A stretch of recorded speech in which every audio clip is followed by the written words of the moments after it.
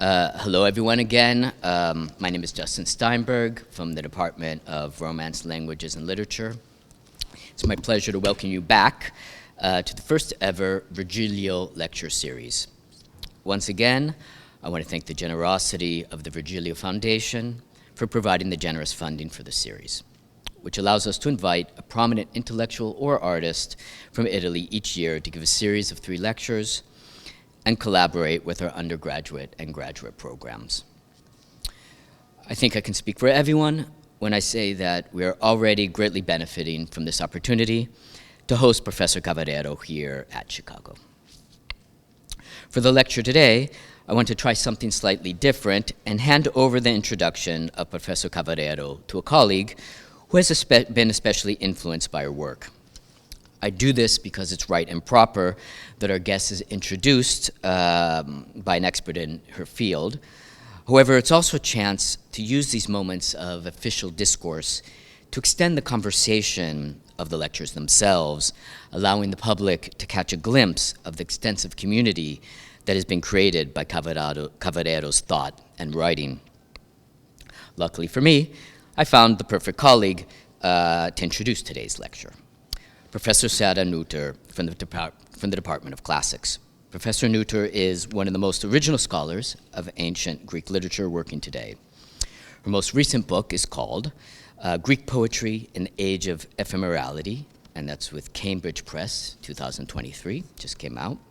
And she's currently working on a volume called How to Be Queer, an Ancient Guide to Sexuality. I'd like to call your attention, however, as well to the volume, The Mortal Voice in the Tragedies of Aeschylus. This is Cambridge Press, 2017, since it is probably her most sustained engagement with the work of our speaker today. So without further ado, let me hand over the microphone baton to Sarah. Sarah, can you come up to the podium then? Thank you.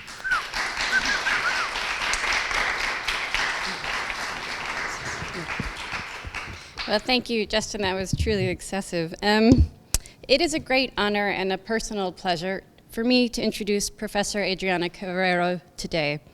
Justin spoke of many of Professor Cavarero's honors and books on Tuesday, such as Relating Narratives, Storytelling and Selfhood, Stately Bodies, Literature, Philosophy, and the Question of Gender, and Horrorism, Naming Contemporary Violence, to name just 3. That apply a dizzying array of ancient and modern philosophical frameworks to our literary traditions and histories to advance exacting, surprising, and always deeply humanistic arguments. Professor Cavarero's work covers many literatures and cultures, but always urges us to understand the experience of the self, each one dignified by her or his own unique embodied experience. So having said that much on general matters, I will allow myself to continue my introduction of Professor Cavarero in terms that are admittedly more individual to me.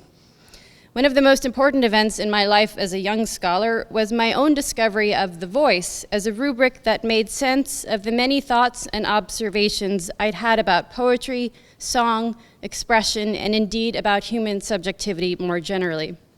So I have a very crystal clear memory of my lightning bolt-like first encounter with Professor Cavarero's book, For More Than One Voice, Toward a Philosophy of Vocal Expression.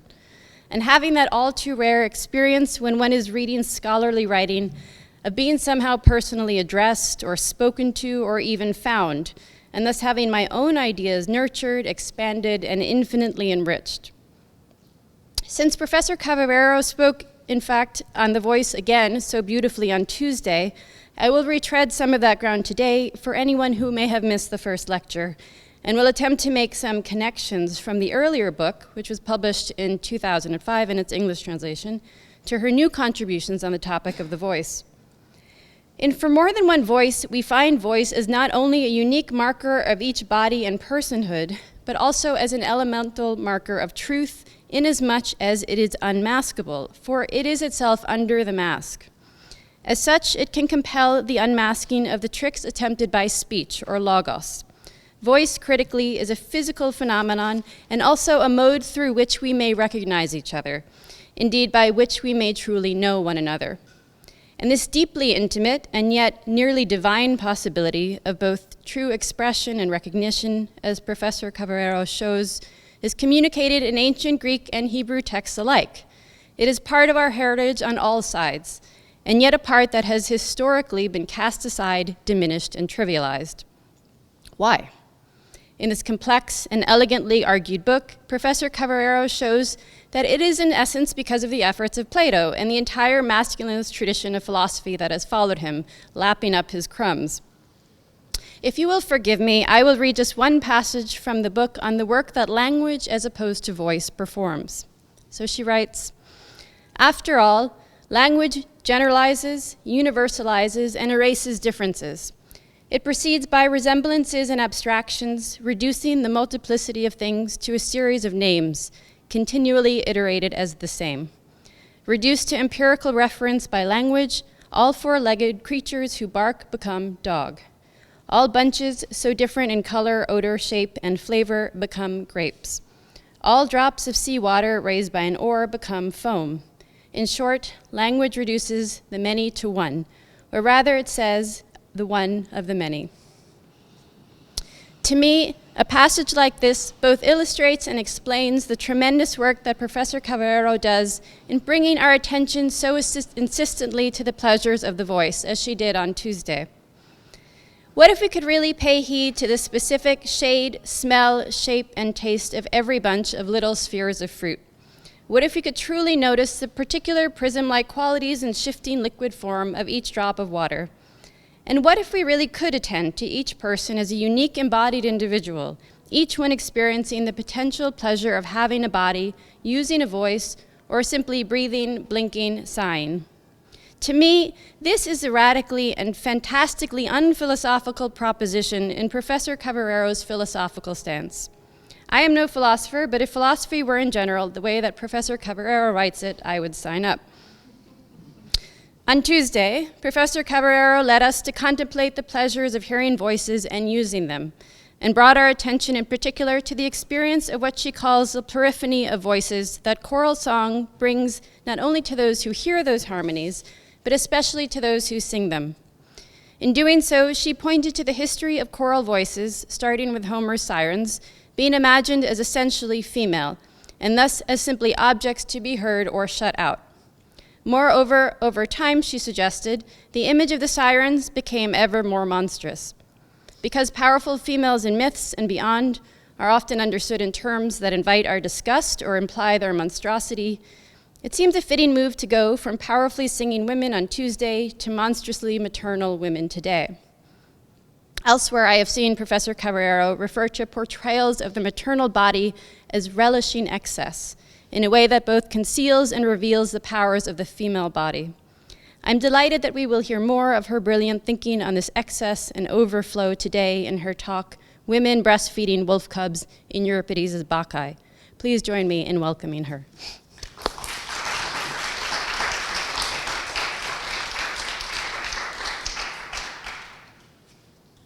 Thank you. I'm moved by this beautiful and very generous introduction. And I'm also happy because one of the concepts I focus on is what we call philosophically relationality, to be in relation with, to be connected. And it could be sort of abstract idea, but just to show that it is not abstract, because there is a relationality and there is this circulation of ideas, and we think together, we sing together. So I thank you very much. I thank you, Justin, as well, and the Virgilio Foundation. I'm going to present my second lecture, and I hope that it will interest you. It is not about monster, but about sort of monstrous women as well. So, let's begin. In 2007, in the Frasassi caves located in the Marche Apennines, A small statue with female features was discovered, dating back to the Upper Paleolithic period. The statuette represents a woman's body with big breasts and a swollen belly. It is perhaps the oldest piece of evidence of the spread of the cult of the Great Mother in prehistoric Italy. Actually, numerous similar statuettes found in other regions of the peninsula, especially in Lazio, Puglia, Sardinia, and elsewhere, further support the thesis of a widespread presence of the so-called matriarchal culture in Paleolithic era Italy. This phenomenon extends to the entire Mediterranean area and a large part of Europe. On the topic, it is worth mentioning the work of the Lithuanian archaeologist and linguist Maria Gimbutas, who later became a naturalized American citizen and professor at UCLA, starting from 1970s, based on archaeological findings of plenty of statuettes similar to that found in the Frasassi cave. Gimbutas published a series of books on the religion of the Greek goddess or in Neolithic Europe. Her thesis is that human settlements in what she calls the Old Europe, a world of villages scattered from the Balkans to the Mediterranean Sea, were characterized by a matrilinear culture in which female deities were worshipped as symbols of the natural cycle of birth, death, and regeneration. It was a peaceful, egalitarian, and artistically refined society that operated in harmony with the nature primarily understood in terms of fertility and interconnection among all living beings, including animals and plants. According to Gimbutas, this matrocentric civilization was later destroyed and supplanted by Indo-European populations originating from the northern steppes, who brought with them a culture dominated by male figures. This new culture exhibited bellicose characteristics, hierarchical organization, and the propensity to worship warriors' heroes rather than the life cycle of nature. We could speak of a matriarchal society being replaced by a patriarchal society.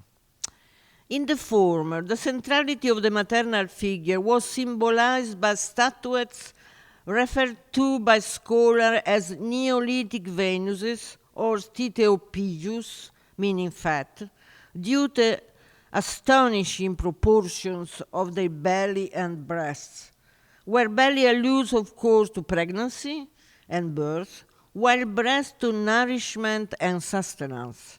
I want you to memorize this double power of the maternal body to generate and to feed.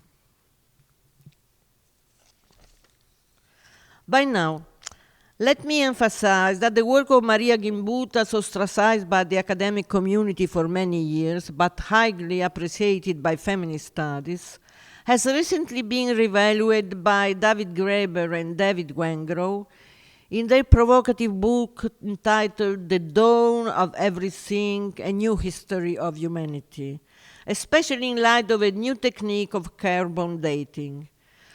Thus, Gimbutas' thesis on the archaic civilization of the Great Goddess, also called Great Mother or Mother Earth, has been now scientifically confirmed. She was right. It is not my intention here to further dwell on archaeological evidences of matriarchal culture in the Mediterranean era of Neolithic Europe. I want rather to stress that my lecture today, focused on Euripides' tragedy De Bacchae, engaged with this archaic word directly, a distinct word that exalts the fertility of a female body embedded in a nature which consists of the proliferation and sustenance of the living. Let me also briefly mention other important authors my lecture refers to. Since the Bacchae or Bacchantes are women possessed by Bacchus, another name for the god Dionysus, my reading of Euripides' tragedy takes in account authors such as the Hungarian philologist, very famous Karol Kerényi, and the German historian Walter Otto, who see in the archaic version of the Dionysian cult the expression of the frenzied flow of life that spring forth from the depth of mother. I'm quoting them. Other authors from whom I draw inspiration are the renowned ethnologist and anthropologist Ernesto De Martino and the contemporary philosopher and my friend Paolo Peccere, both Italian and representative of the worldwide recognized excellence of Italian scholarship in the field of classics. The Bacchae is a tragedy by the ancient Greek playwright Euripides, written about around 410 BC. The drama takes place in Thebes, where the god Dionysus arrives in human form, disguised as a stranger.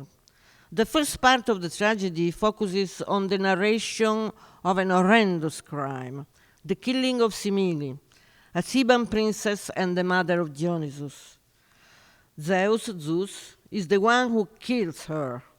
After seducing and impregnating Semele, he incinerates her with the lightning bolt so that the dying mother expels the fetus from her womb. The premature song is promptly tuned into Zeus' thigh and carried to term. Dionysus is therefore referred to as twice born, first from a mother's womb and second from a father's thigh. The wondrous Zeus is no stranger to such performances. According to mythical traditions, the goddess Athena was born fully grown and fully armed, emerging from Zeus' head, causing him a great headache. It is not known whether Dionysus' birth from the thigh was equally painful, but from Euripides' tragedy we know that Semele, while Zeus incinerated her, went through the normal labor pain. Significantly enough, in Euripides' play, neither Dionysus nor the chorus of Maenads accompanying him considered this act of incineration as reprehensible. On the contrary, Dionysus claimed the divine status that he gets, so to speak directly, from his bodily connection with his father. In addition to accusing the Thebans of denying him the worship he deserves as Zeus' son, he blamed them for not erecting altars at his mother's tomb. His tone is very threatening. It is a furious and vengeful Dionysus that appears at the beginning of the Bacchae, setting the plot in motion. There is in this plot a distressing family affair. In Thebes, Cadmus, the father of Semele, still lives. Also Pentheus, the son of another daughter of Cadmus, Agave, now reigns in the city. Therefore, Agave is both the sister of Semele and the aunt of Dionysus, who in turn is the cousin of Pentheus. Close family ties are a typical ingredient of the Greek theater. However, in this case, a prominent role is given to Semele's sisters, a sororate group of mothers who, along with other women of Thebes, possessed by Dionysus, transform into Bacchantes and disrupt the order and custom of the city. Driven away by the whip of Dionysus, the Theban women leave their homes in the grip of madness, the Greek mania, to flee to Mount Citeron to worship the god. It is a particular type of initiatory madness, characterized by an experience of ecstatic frenzy that, by taking one out of oneself, dissolve the form of the individual into the perpetual regenerative flow of life. Flow of life is my attempt to translate the Greek word zoe, a word which denotes the entire multiple and proliferating universe of living beings. Differently told, zoe specifically refers to the generative and nurturing power that the maternal body and Mother Nature share. For instance, when we go to the zoo, of course it's from zoe, we go to see multiple forms of life that, despite their diversity, are connected in a universe of the living to which we also belong. As Nietzsche suggests, this primordial connection of the living related to the archaic myth of Zoe has in Dionysus its god. Tellingly, in Euripides' play, the Bacchan's experience of such a mysterious original unity of all living beings entails the collapse of the distinction between the human and the animal. Indeed, the madness that seizes the women of Thebes in the tragedy is decidedly marked by the dynamic of excess, that is, the frenzy of an ecstatic transformation that, by definition, exceeds all limits. Through the drama, this act of surpassing the maternal role gradually transforms into the unprecedented embodiment of a maternity that knows no bounds, a maternity that, by pushing its power to excess, reveals itself as uncanny and wild. In the development of the plot, this occurs gradually, in a crescendo of phases that lead to the final catastrophe. As philosopher Bonnie Honig, my friend, an American philosopher, in her book, A Feminist Theory of Refusal, by rereading Euripides Bacchae, points out, with the women who flee to the Mount Citron, we are in the presence of the first of this stage, a stage of refusal and rejection of the domestic role. The women go to an elsewhere than the civilized world of the polis, to the midst of the forest and wild animals. Here they dance inebriated with joy, feeding on wine, milk, and honey that gush spontaneously from the earth. Actually, in addition to wine, fermented honey, according to tradition, also has an inebriating effect and appears in the repertoire of Dionysian religion. It is plausible that the experience of ecstasies, characteristic of the myth of Dionysus, is linked to the history of the invention and dissemination of intoxicating drinks in Neolithic period, as well as to frenetic dances or body movements that, especially when experienced in groups, cause a state of trance. We know that in 5th century Athens, there were groups of ecstatic dancers, such as that of the Corybants, followers of the great mother Cybele. Euripides' twirling bacchanals, some of them mothers fresh from childbirth, fit the picture perfectly. The feast on the Citron, inclusive of singing, frenzied dancing, and fast running, excite the followers of Dionysus, driving them to a deep communion with nature and, above all, with animals.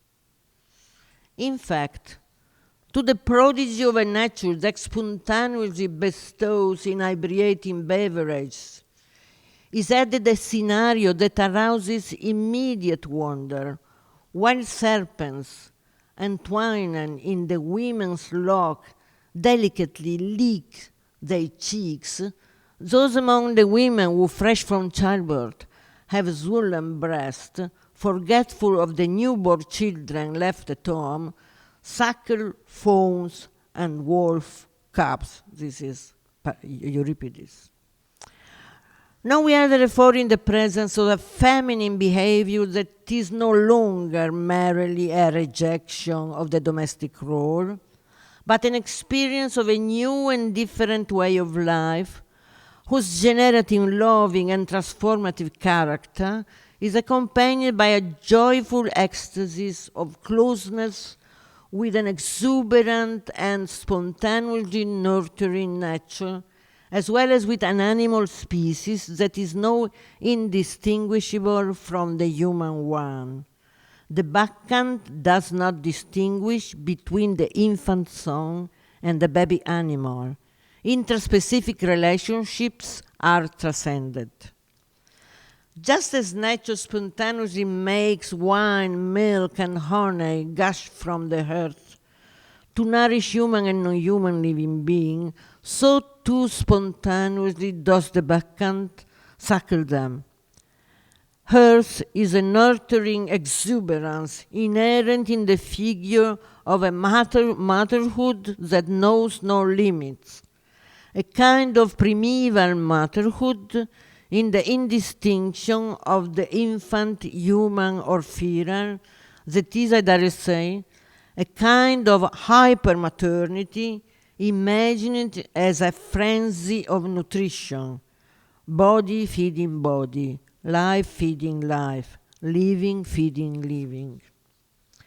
Symptomatically, erotic frenzy, sexual frenzy, commonly ascribed to the Dionysian orgy, is totally absent in the Euripidean Bacchants. What excites the women most in this ecstatic phase, besides dancing and singing, is the maternal function of breastfeeding, a function that the women of Thebes already performed in the domestic sphere, of course, but which now, exceeding the very boundaries and rules of that sphere, becomes unexpectedly wild and in accordance with the nutritive generosity of a primordial nature, bestow the bliss of the satiated body on the animal cub. In fact, up to this stage of Dionysian intoxication, up to this point of the plot, the behavior of the Bacchants refers back to a life, a zoe, exalted above all in terms of nutritive power, that by feeding the living generate that pleasure of nourishment which for the infant, first greedy and then full, is the bliss of the satiated body. Let me state my thesis in few words. Nourishment is here pleasure. If there is an erotics here, it is an erotics of feeding, in accordance with the nature that spontaneously offers sweet and inebriating food. The Bacchant turns her very body into a source of food and pleasure for the living, regardless of species.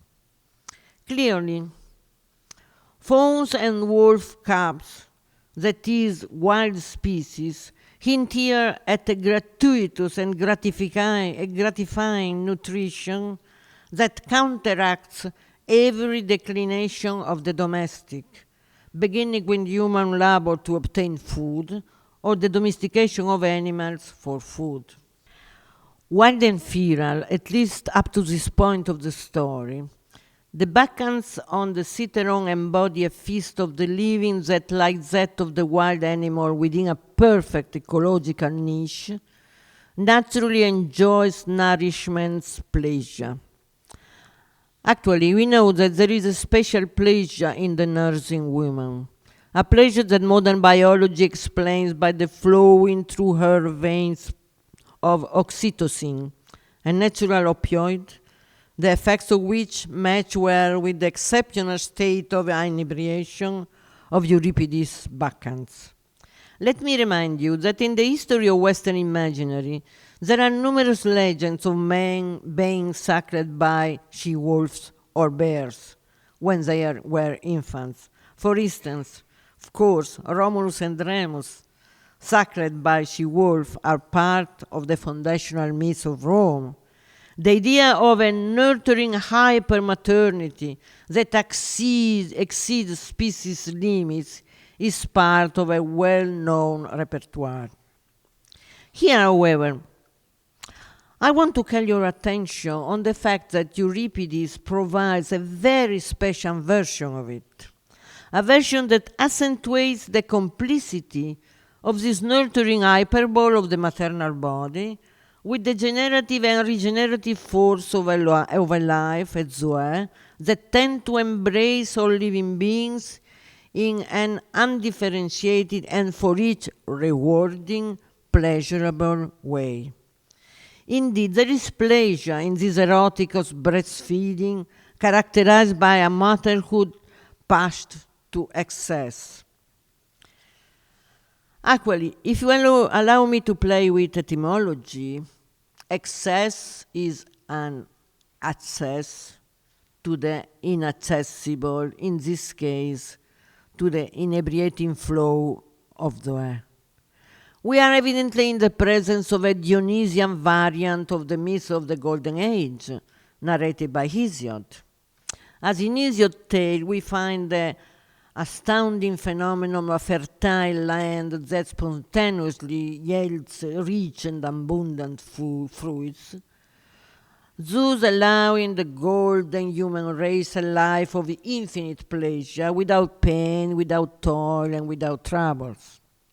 In other words, we are witnessing a sort of vegetarian paradise projected into an original time that does not involve agriculture and therefore the laboriousness of work. However, unlike in Hesiod's account, in the center of this Euripidean scene, we find the inebriation of mothers who are beside themselves, breastfeeding wild offspring.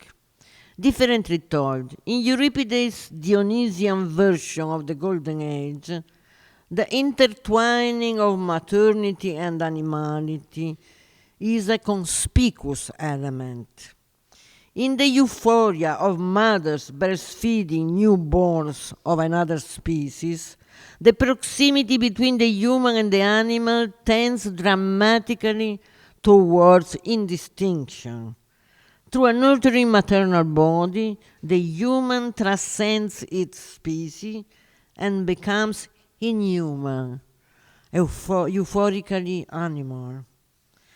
Described as wild, excessive, irrepressible, unmasterable, but nevertheless natural, the maternal power carries something of uncanny with it. The entire plot of Euripides' tragedy is supported by the eruption of an outside, a wilderness that stands in contrast to the civil order of the polis. In relation to this irruption of the Dionysian into the ordinary world, some interpreters speak of a manifestation of truth. I'm quoting Kereni and Otto and other anthropologists. They are convinced that the disruptive vitality of Dionysus, the twice born, has to do with the tumult of the maternal womb, the tumult that rages wherever generation and birth occur, since birth is a primordial phenomenon of the sphere of being, that is, of the sphere of Zoe. Yet, in my opinion, rather than focusing on the generative power of the maternal womb, cruelly mortified in the case of Semele, Euripides' tragedy, at least until now, seemed to engage with the theme of a maternal body exalted in its nurturing power, that is, a savage and inebriating motherhood, whose generosity extends beyond the human form of the living. Crucially, in the first phase of the drama, the primordial force of Zoe erupts in the form of generous, gratuitous, intoxicating interspecies nourishment, which is alien to any kind of violence, particularly to the bloodthirsty violence of killing a living body to consume its flesh. Animal cubs, like infants, and perhaps the mythical inhabitants of the Golden Age, do not eat meat. Wine, milk, and honey are symbols of a nourishing pleasure that avoids the killing of the living for sustenance. Importantly, however, as you certainly know, Dionysus, the god of wine and intoxicating beverages, is also the god of meat consumption. His cult involves the bloody sacrifice of animals, plausibly in ancient times of human animals, later replaced by goats. Hovering over the typical Dionysian indistinction between the human and the animal is here the specter of cannibalistic feasting. Thus, from this perspective, which Euripides does not fail to dramatize, the frame of reference decidedly changes. While the first part of the drama tells of how the Bacchanals participate in the nourishing feast of life, in the second part of the drama, it is no longer the lush nature and free food of the Golden Age that serve as backdrop of the myth of Dionysus, but rather the experience of hunting in which human and animals share the roles of hunter and prey. Let me insist on the sudden twist of the tragedy plot. After the phase in which mothers breastfeed fawns and wolf cubs, a further phase is introduced in which the Bacchanals are turned into wild huntresses. This phase will culminate in their hunt for the quintessential carnivorous animal, the lion, the supreme predator that does not disdain human flesh. Horrendously enough, however, it will not actually be a lion, but a man, King Pentheus, mistaken by his mother Agave for a lion. The new phase is shocking indeed, and it reaches the heights of horror. The triggering cause of the Bacchan's discovery is the Bacchae discovery of being spied upon by men hidden among the bushes who, according to Agave, are hunting them.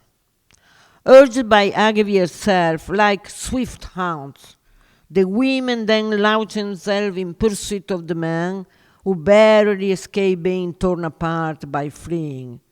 Meanwhile, the women, having thrown themselves upon herds grazing in the green grass, capture, kill, and tear apart with bare hands the unfortunate animals whose raw flesh they devour. We are clearly in a stage that precedes the famous transition from raw to cooked. Calves and bulls, under the hands of the Bacchae, are dismembered and reduced to bloody shreds. Historically, the scene evoked the procedure of dismemberment, the Greek sparagmos, in the Dionysian ritual, a ritual in which the initiates tore apart with their bare hands the sacred animal that embodied the god, either the goat or in Crete the bull, and consume its raw flesh with this ritual, which is homophagy, cannibalistic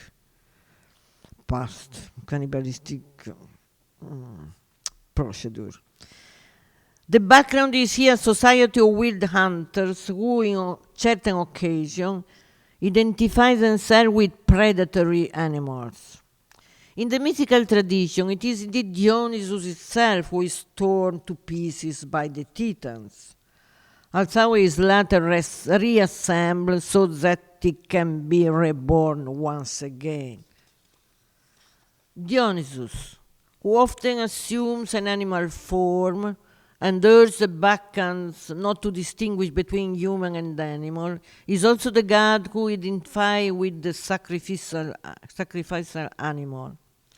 In Euripides' tragedy, this Dionysian hybridization of humanity and animality reaches its climax when the Bacchanals, in their hunting frenzy, kill and tear apart King Pentheus with their bare hands, mistaking him for a lion. Why was Pentheus on Mount Cithaeron? To understand it, I must tell you an earlier part of the story. At one point of the drama, on the advice of a cunning Dionysus who devises the entire scheme and has no qualms about confusing sexual differences, Pentheus disguises himself as a man in women's clothing. He climbs up a tree in the forest and tries to spy on the Bacchanals and uncover their supposed sexual orgy. It is in this circumstance that his mother Agave sees Pentheus and, believing him to be a lion, kills him and tears him apart. We have reached the pinnacle of horror, a peak of dread, where the blurring of boundaries between animal and human transforms into the mother's inability to recognize her song in the praise he is killing, or rather, euphorically tearing apart. Yet the unfortunate Pentheus has indeed cried out to her, "Mother, I'm your song." But of course in vain. The desperate plea to distinguish between song and beast, between human and animal, finds no place in the violent Dionysian frenzy to which the story has led. And this story is not yet concluded. With Pentheus' head impaled on a stick, a proud and wild Agave leads the procession of women back to the city to display the trophies of their bare-handed hunt. Cadmus, by bringing her back to her senses, convinces Agave that the severed head is actually that of her son. Devastated by grief and in mourning, Agave is banished from Thebes, while Dionysus appears on the scene as a classical deus ex machina, transforming Cadmus as his wife into serpents. Thebes and the ruling family are defeated. Dionysus has triumphed, and his cult has been celebrated in practice. At least, this is how the play of Euripides narrates it, a text that many interpreters consider an essential document for the study of the Dionysian rites in ancient Greece, the same rites that, according to Aristotle, are at the origin of tragic theater as a form of expression. Question then arises: why the staging of Dionysus in Euripides Bacchae occur in such a way that the entire repertoire of the Dionysian ritual, from ecstasies to and wild intoxication to the tearing apart of the victim, becomes the very substance of the tragedy? And why women in particular are the protagonists of this tragedy, which begins with the pains of a premature labor and the murder of a woman giving birth? There is evidently in Euripides' drama a trace of misogyny, prominently represented by Zeus incinerating Semele to incorporate the fruit of her womb and give birth to it.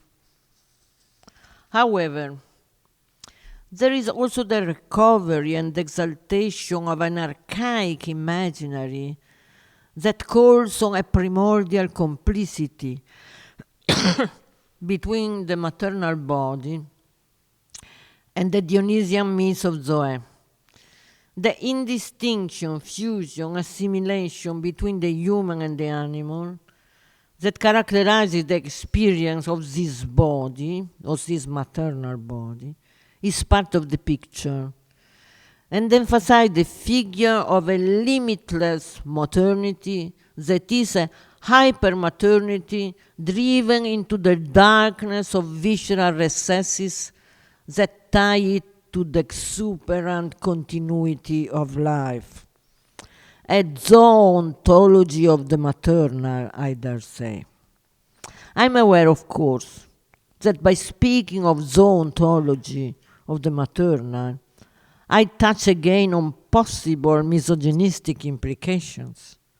As a feminist, I know too well that whenever the text reveals a tendency of the patriarchal symbolic order to degrade women into animals, irrational creatures with whom the female gender would have a certain natural affinity, a suspicion of misogyny is justified.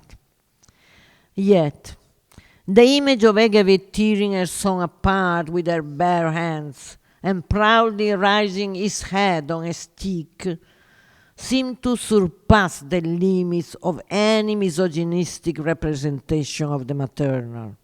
Moreover, it notably surpasses the limit of that limitless maternity embodied by the Euripidean Bacchae themselves. By pushing hypermaternity beyond its constitutive hyperbole, the narrative here touches something unheard of, something that goes far beyond the usual standards of misogyny. With the dismemberment of Pentheus, we witness the delirium of a hypermaternity that, as excessive as it already is, so to speak, exceeds its own excess. In order to explain this radical excess, I think that we must further reflect on the anti-culture that marks the archaic nature of the Dionysian ritual and evoke the deadly change between carnivorous predators. It is purely a matter of sustenance, in which each predator becomes food for the other, flesh that nourishes flesh, or if you will, life that feeds life, or feeds on life. After all, on this issue, Euripides' narrative displays a noticeable consistency. We know from the very beginning that the Bacchae are primarily nurturers of Dionysus, the god of Zoe, of the flow of life. And we have seen that the phase of wild hunting is preceded by a phase that intensifies Zoe in its nutritive dimension, dramatically interspecific, symbolized by women breastfeeding wild animals. Essentially, therefore, the narrative of the entire story revolves around a seemingly banal equation between living and eating. To live, to be a body, for the living beings, is to consume the other living being, whether vegetable or animal, incorporating their fluids or bodies. What prevails is the living fabric of a Zoe that manifests itself in the form of a shared nutrition. Vegetarian or carnivorous, joyous or bloody, festive or violent, it is the primal necessity of nourishment that unites all living beings to frame the sense of a Dionysian phrase embodied in the Bacchae. The abrupt transition from the first to the second phase of the story is the shift from two different representations of the food chain, made evident precisely by the fact that in the second representation, humans also serve as food. Clearly, the act of Agave killing and tearing apart her son and then proudly displaying his severed head as a trophy carries an expressive force that touches upon an unprecedented horror to which the story has arrived. Let me remind you anyhow that Greek mythology doesn't refrain at all from recounting atrocious infanticide, which on the contrary abound within it.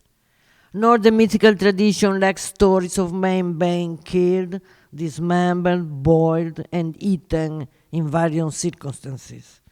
Differently told, the horror of a carnivorous diet pushed to cannibalism is a current topic in the ancient mythology. Yet Euripides' play hints at the distinctive horror of the sin to surpass the horror of this current topic. My thesis, in conclusion, is that such a distinctive and uncanny horror depends on his original and unparalleled focus on the issue of maternity. Namely, Euripides seems to outline here a zoology of maternity that substantiates in two extreme versions, both radically naturalistic and anti-anthropocentric. The first version, by exalting an originary communion between the human and nature, describe a universe alternative and opposed to the attitude of man as the most fearsome of creatures, dominating and exploiting nature. I have in mind, of course, the famous choral ode of Sophocles' Antigone, where man is defined deinoteron, literally the most uncanny of all living beings, because of his arrogance in exploiting nature and the world of the living.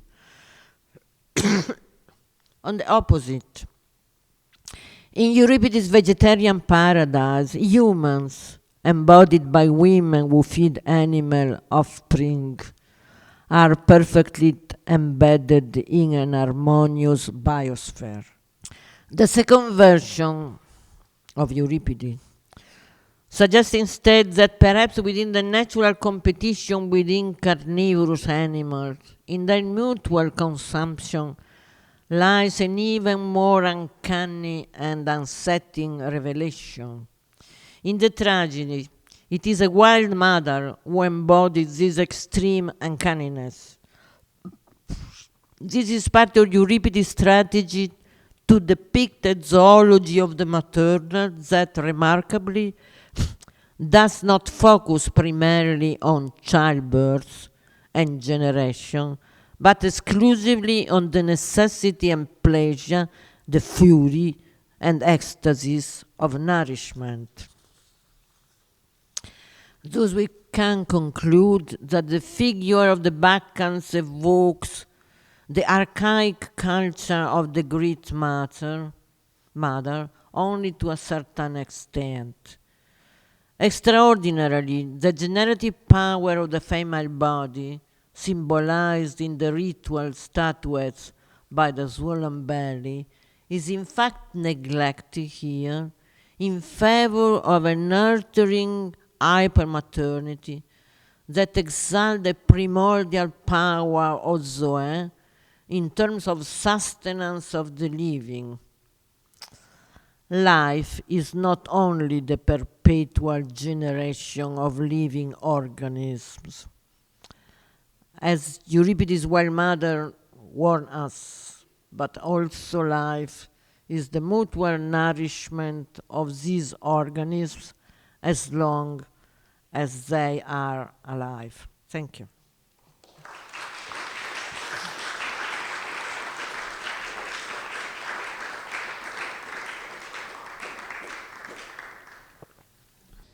Thank you. That was wonderful. I was really struck by how you framed two moments in the drama where somebody goes to spy on the women to see sex, but instead they see a procreative act, the nourishing act that you describe. And it reminds me also that very similar things happen in Aeschylus's Oresteia, where Orestes comes back to kill his mother and speaks of her as an adulterer, and she must be off having sex with her husband. And then when Clytemnestra gets eavesdropped upon, what she's doing is talking about her dream of suckling a snake. And so that, I think there are probably other moments too. It's a little bit in Oedipus as well, that the scandal is not that you have a sexual wife, which we know, but it's that you have a mother who is not the role, and so that you keep being led to believe that the scandal is a scandal about sex. Or maybe that's just the gaze we bring to it, but then what turns out to be the scandal is some kind of connection that's completely disassociated from the sexual or procreative act. And I find that, it's not a question, I just find it really astonishing to think about. Thanks. No, I understand you. I was very puzzled by the text of Euripides, because clearly it is on motherhood. Women are the protagonists, but there is the presence of animals, serpents as well, and the second part, which is terrible, the second part. And so I was convinced that Euripides wanted to dwell in the mythological tradition and consider motherhood not so much as generation, but motherhood as something dealing with the nourishment of the living. And this is why I mentioned at the beginning the statuettes, who have big belly but also big breast. And we are not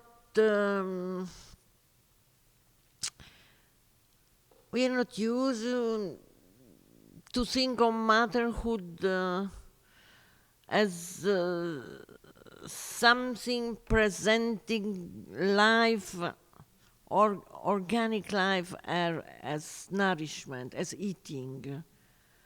I don't know if you consider this a bit misogynistic. I think it perhaps shows the level of fear, right? That the power is not, sexual power can so easily be taken over to the male side.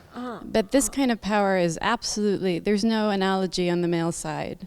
So that Euripides is going deeper with his misogyny. It's an uncontrollable feature of motherhood, it seems. This is extraordinary, because in Euripides Bacchae there is no sex. There's no sex. Everybody keeps looking for sex, and there's none. All the men are imagining, they are having sex. They are not. The women are extremely excited, but not with sex, with breastfeeding. Yes, that's how little they care about the phallus. It's just not an issue for them. Yeah. All right. So I will. Yeah. Other questions? Other questions online, or?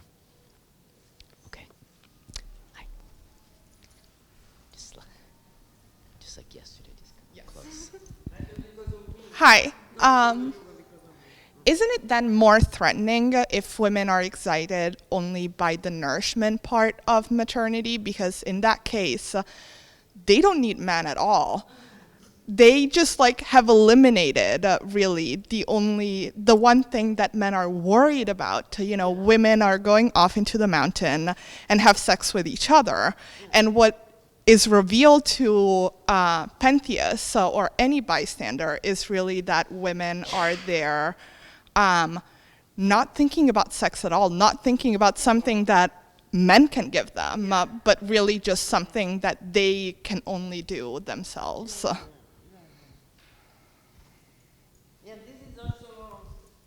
This is stressed in the interpretation by Bonnie Honig, that they are completely happy, they have a joyous life without man. And so Boniogi's justice says that this is not only a modality of resistance to the polis, of contrasting the polis, but is a modality of having a completely different female life. This is very interesting. Uh, uh, but it is difficult to connect the first part of the drama to the second part. This joy, this autonomy, you know, this resulting in the killing of the song.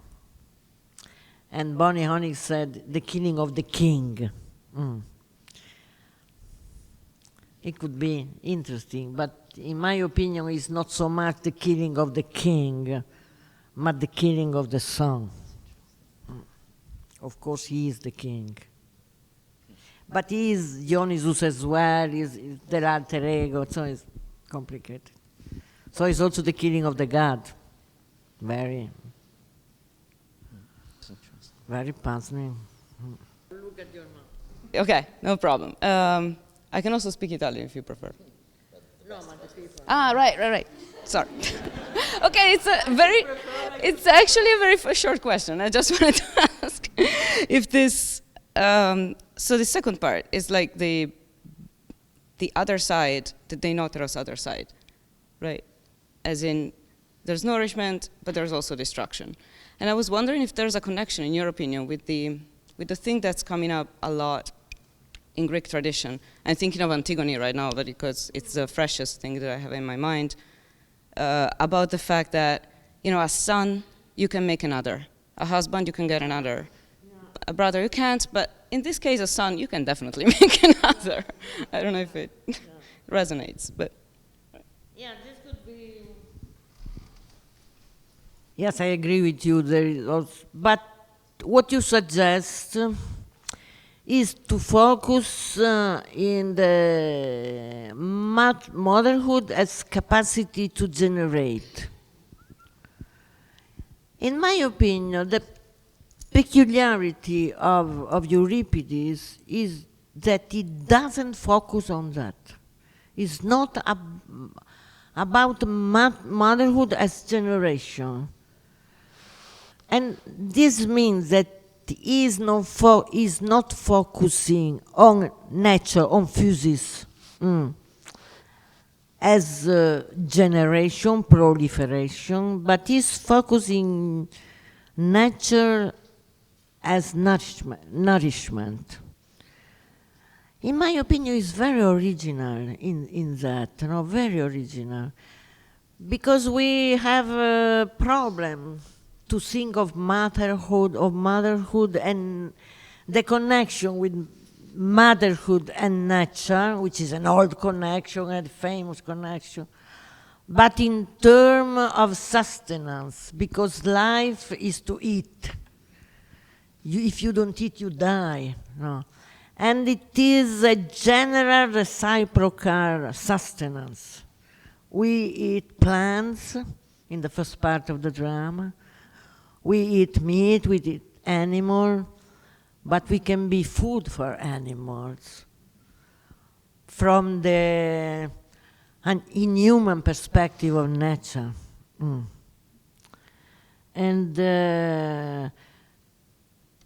in my opinion, it is very interesting, this Euripidean construction of a contiguity between motherhood, nature, feeding, no, and resulting in a sort of horrendous, not inhuman feast of eating, where humans are not central.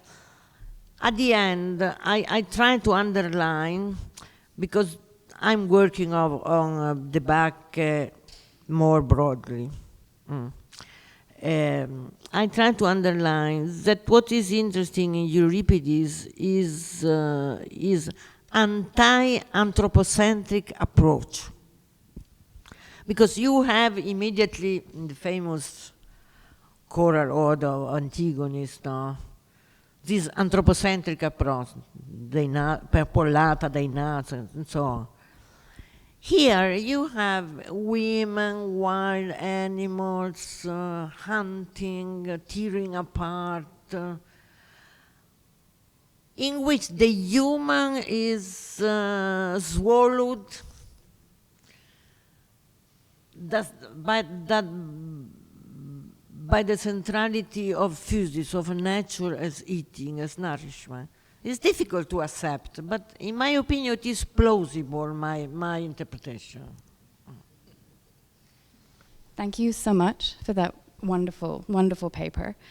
I very much enjoyed your reading of Zoe. But I have a question about horror that follows on from what you were just saying. So as I understand the figure of hypermaternity that you are recovering from Euripides and from the Bacchae, there is this nurturing exuberance that feeds, that nourishes across species in this erotics of nourishment and feeding. But that very generosity that can flow across species can also lead to indistinction. And so then we have the tipping into the mother who doesn't recognize her son, the indistinction. And the generosity that allows for nourishment is the same flow of life that allows us to become food for others as well, which leads to the uncanny horror. Uncanny, yeah. So I have a question about the figure of horror in your work. In horrorism, horror speaks of an ontological crime because it undoes the condition of relationality, singularity. Here it seems, I think, but this is my question, it seems like this horror is an inescapable part of Zoe. So not an ontological crime, but a kind of horror that actually is inescapable and that actually reminds us of the relationality that is the condition of our existence. So this seems like a different or a counterpart figure of horror that's not an ontological crime, but an inescapable part of a zoology, maternal zoology. Thank you so much, Rachel. And this is another aspect of the research I'm doing, because in a horrorist, where horror is an ontological crime, it is from an anthropocentric perspective, a political history. In nature, there is innocence in horror. You cannot blame the lion because the lion is eating the fawn. And I'm doing this, I'm doing this research, trying to focus in the necessity, this is what I think, in the necessity, in the current age, in the necessity to rethink the political, taking seriously the question of biodiversity and the question of ambientalism. You know, because I don't know in the United States, but in Europe, not the new generation, but the mature generation. They think of the political, I'm speaking philosophically, the political is a problem, the political is an important issue, and we have to rethink the categories of the political. Of course, I agree about that. But they think that the question of the climate crisis, this is not political, this is marginal, this is not important.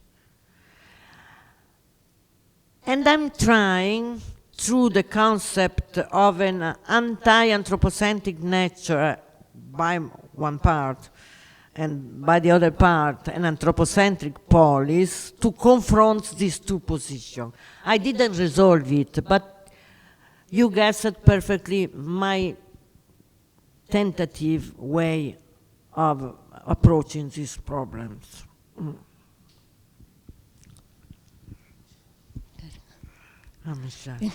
Hi, thank you. Thank you so much, Adriana. I was struck by certain parallels between your previous talk and this talk, and I'll say what I think they are, but then invite you to, speculate or make more connections. And with the siren, you were emphasizing the pleasure that she takes in her own voice, which ends up being, destructive, whether you hear it or not, right? It ends up being,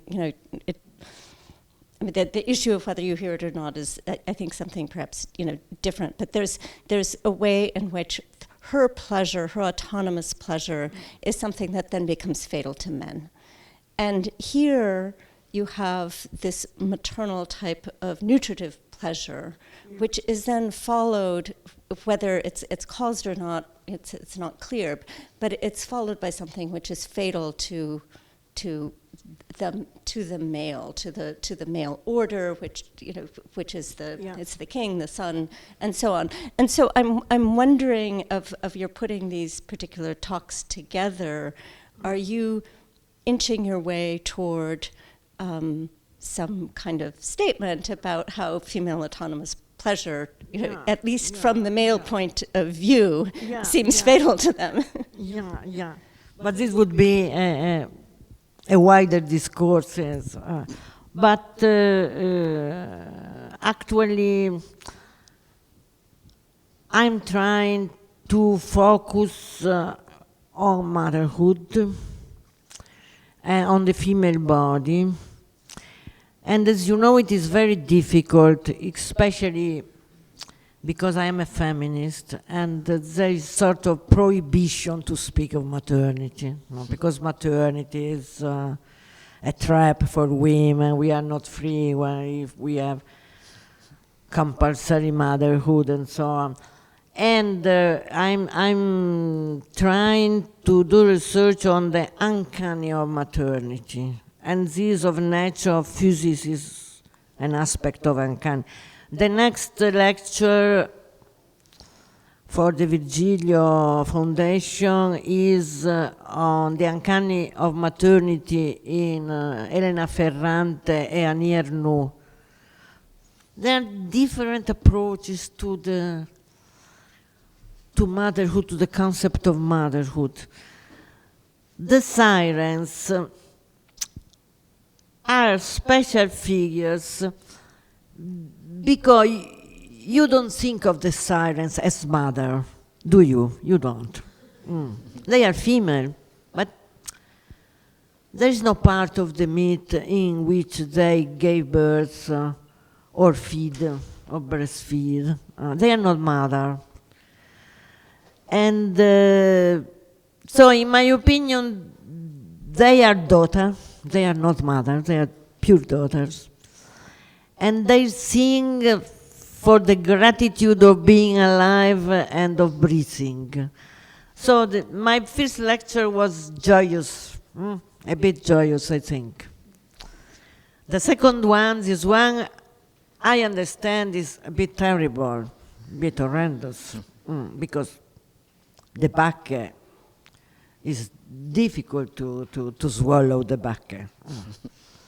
The third will be a bit tremendous as well, because there is this courage by contemporary women novelists like Ferrante and Annie Ernaux to speak of the dark side of maternity. Not the idyllic representation of maternity. And interesting enough, the dark side of maternity, the uncanny of maternity, deals with Zoe, with the flow of life, with the body, participating in this process of regeneration of life. And this is what I'm focusing on in this period, There's an idea, I think, that there is a civilization and that culture associated with it is in need of corrective tuning, you might say. And this society we see very sick from, very sick from male dominance. And this goes back to like ancient matriarchies, right? And like, you know, like the Gaian consciousness, you know, rescuing like the soul of the planet, you know, and a lot of these processes we see are, you know, power obsessed. And so my question is about resacralization, you know, rescuing the sacred. And so again, going back to a rebirth, quote unquote, rebirth of awareness of the goddess.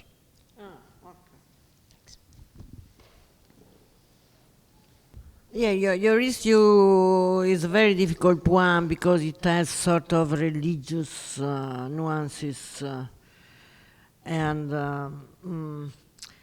but in this direction, no. It is interesting that in Euripides' play there is this sort of capacity or ability to portray a society, a women's society that is before civilization. It is in a way, of course, anti-civilization. This is clear. This is not my interpretation. This is clear, crystal clear in Euripides. The opposition between the wild and civilization, between animals and the polis.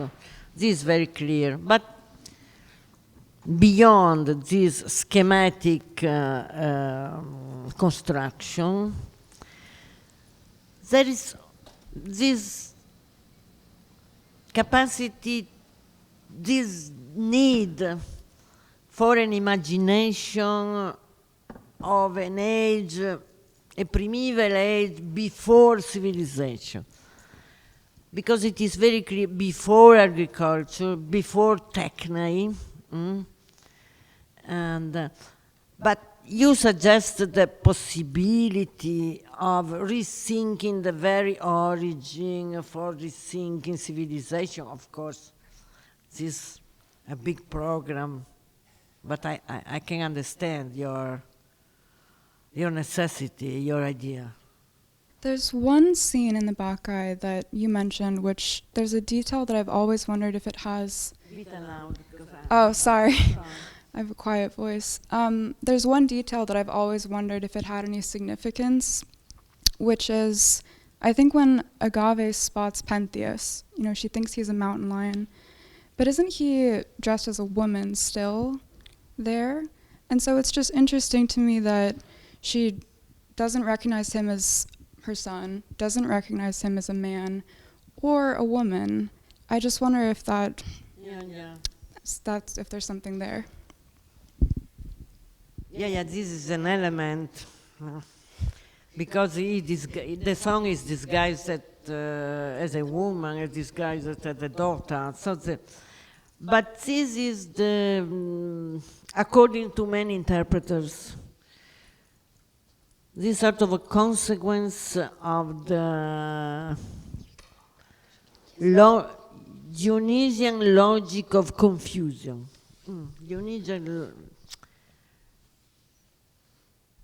And the possibility about these details, the possibility is by one hand the confusion, by the other hand the distinctions.